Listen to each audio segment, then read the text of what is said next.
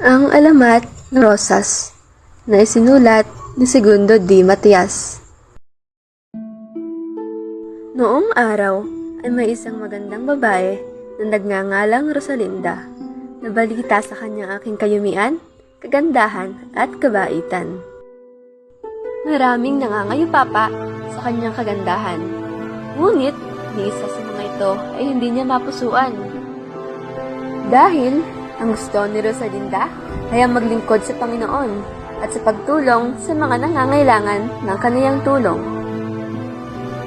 Ngunit si David, isa niyang mahigpit na manginibig, ay hindi makapapayag na di mapa sa kaniya ang dalaga, at ito'y nagtangkang agawin si Rosalinda at dinala sa hardin.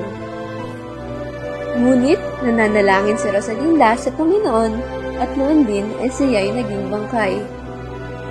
Sa takot ni David ay ibinaon niya ang dalaga sa bakuran nito at saka siya lumayo sa puok na iyon upang hindi na magbalik kailanman. Mula noon ay hindi na nakita ng mga taga roon si Rosalinda. Sa halip, sa bakuran nito ay may isang halamang tumubo na may bulaklak, ngunit paghawak sa tangkay nito ay mapapasigaw dahil sa talas ng tinik ng halamang hinahawakan. Dahil niloob ito ng Panginoon, nagawing bulaklak si Rosalinda na ang tangkay ay may mga tinik na tagapangalaga upang hindi pagnasaang pupulin lamang ng sino man. At dito nagtatapos ang alamat ng rosas.